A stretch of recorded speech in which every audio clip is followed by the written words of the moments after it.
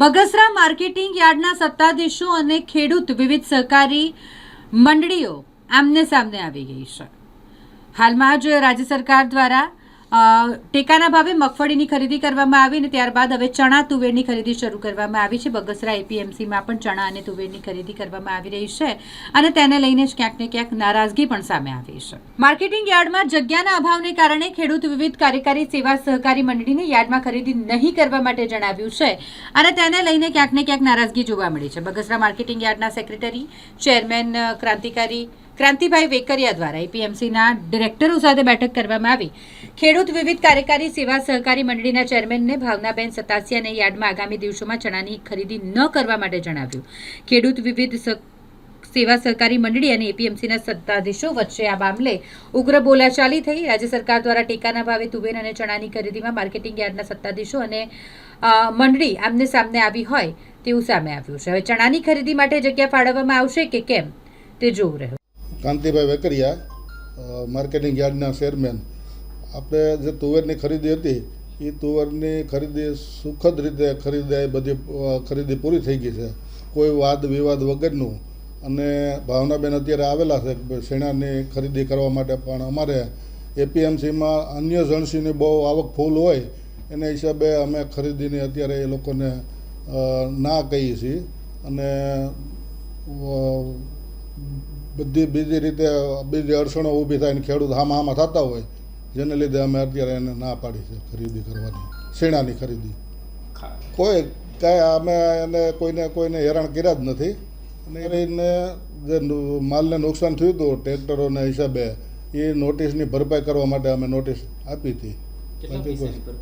એ 3000ની વેપારીને નુકસાન થઈ હતી, એ તે 3000 રૂપિયાની અમે એને નોટિસ આપેલી છે। આગામી દિવસોમાં ચણાની પણ ખરીદી કરવા માટે એ લોકોએ માંગ કરી છે। શેણાની ખરીદી કોઈ પણ હિસાબે બજાર સમિતિમાં શક્ય જ નથી, કારણ કે અન્ય જણસીની બધી એટલી બધી આવક હોય અને બધા ખેડૂત હામાં થતા હોય એના હિસાબે કોઈ શક્યતાઓ છે જ નહીં। આજે અમે એપીએમસી યાર્ડની અંદર ચેરમેનની બોર્ડ કમિટીને બોલાવવામાં આવી છે અને અમે પણ હાજર રહ્યા છીએ। અને હાલ તુવેરની ખરીદીમાં થોડુંક અમે વેપારીનો જણસી આવતી હતી એટલે એ લોકોએ અમને ના કીધી હતી, પણ જે ઉપરથી ગવર્મેન્ટનો જે અમને પરિપત્ર ન ત્યાં સુધી અમે બહાર જઈ ન શકી, એટલે અમારે એને કમિટીને કોઈ વાંધો છે નહીં અને શાંતિપૂર્વક અમને ખરીદી કરવા દીધી છે એ લોકોએ। અને હાલ અત્યારે અમે ચણાની માંગ પણ કરી છે, પણ એ લોકો એમ કહે છે કે અમારે અન્ય જણસી આવે છે એટલે બેન અમે શક્ય નથી અમારે તમને જગ્યા ફાળી શકીએ। ખાસ કરીને તમારા દ્વારા એવો પણ આક્ષેપ કરવામાં માર્કેટ યાર્ડના સત્તાધીશો દ્વારા અમને હેરાન કરવામાં, આ બાબતે શું કહેશો? સાહેબ, આપણે કોઈ સત્તાધીશોએ અમને હેરાન કર્યા નથી અને વાત એ હતી કે જ્યારે જે પેઢીના જે અહીંયા વેપારીઓ હોય, માનવ ટ્રેડર્સને એ લોકોની મગફળી ઘણા સમયથી ત્યાં ખૂણા ઉપર પડી હતી અને કદાચ ખ્યાલ ન રહ્યા હોય અને ખેડૂતોનું ટાયર તેની માથે ફરી ગયું હોય અને એ ટાયરની અમને પણ ખ્યાલ ન હોય કે ભાઈ અન્ય જણસીવાળા ખેડૂતોએ ફેરવું ટાયર ફરી ગયું છે કે તુવેરવાળા ખેડૂતોએ ટાયર એનું ફરી ગયું છે, એટલે એમને થોડુંક ખૂબ જ એવું નુકસાન થયું હતું, પણ એમને વધારે અમને નોટિસ આપી કે 3000 ભરપાઈ કરો, પણ ખરેખર માલ એનો 300, 400, 500નો હોય કદાચ, પણ એના માટે અમે સોલ્યુશન કરી નાખ્યું છે। હાલ ચેરમેનને અમે સાથે લઈને ડિસ્કસ કરી નાખ્યું છે। આગામી દિવસોમાં ચણાની ખરીદી કરવા આપના દ્વારા આગોતરું શું આયોજન છે?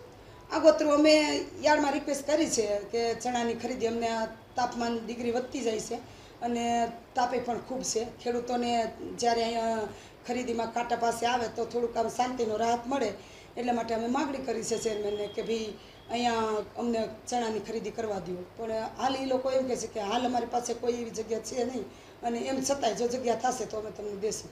આગામી દિવસોમાં ક્યાં ખરીદી શરૂ થશે? અહીંયા નહીં થઈ તો હવે એ કોઈ હજી અમારા આગોતરા પ્લાન નથી કાંઈ, અમને તો ભરોસો હતો કે અહીંયા મળશે અમને।